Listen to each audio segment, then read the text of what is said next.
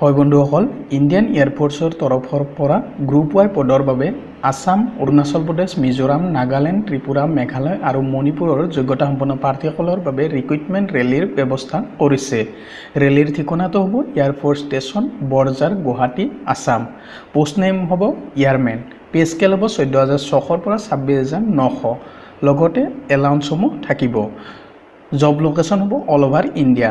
Eligibility education qualification প্ৰাৰ্থীসকলে intermediate বা 10+2 বা ইকুইভেলেণ্ট এক্সামিনেশ্যন যিকোনো ষ্ট্ৰীমত 50% মাৰ্ক লৈ পাছ হ'ব লাগিব আৰু ইংৰাজীত 50% থাকিব লাগিব।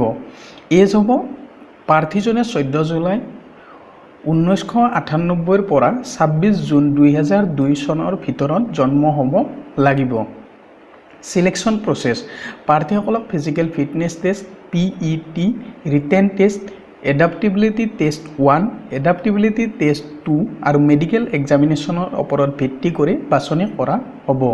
হাউ টু এপ্লাই ৰাতিপুৱা 6 বজাৰ পৰা ৰিক্ৰুটমেণ্ট টেষ্ট আৰম্ভ হ'ব আৰু যোগ্যতা সম্পন্ন প্ৰাৰ্থীসকলে ৰাতিপুৱা 10 বজালৈকে ৰিপৰ্টিং কৰিব পাৰিব। ইয়াত ডেট ৱাইজ উল্লেখ কৰিছে যে 1 ছেপ্টেম্বৰ 2018ত আসাম, অৰুণাচল প্ৰদেশ, মিজোৰাম, নাগালেণ্ড, ত্ৰিপুৰা আৰু মেঘালয়ৰ প্ৰাৰ্থীসকলৰ বাবে ফিজিকেল ফিটনেছ টেষ্ট হ'ব। 2 ছেপ্টেম্বৰ 2018ত written test, adaptability test 1, adaptability test 2 হ'ব। 3 ছেপ্টেম্বৰ 2018ত মণিপুৰৰ প্ৰাৰ্থীসকলৰ বাবে ফিজিকেল ফিটনেছ টেষ্ট হ'ব। 4 ছেপ্টেম্বৰ 2018ত written test, adaptability test 1 and adaptability test 2 হ'ব।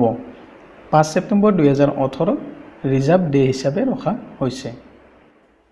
বন্ধুসকল, আপোনালোকৰ সুবিধাৰ্থে এডভাৰটাইজমেণ্টৰ লিংকটো ভিডিঅ' ডিছক্ৰিপশ্যনত দিয়া হ'ব, গতিকে এপ্লাই কৰাৰ আগতে ডাউনলোড কৰি এবাৰ ভালদৰে পঢ়ি চাব।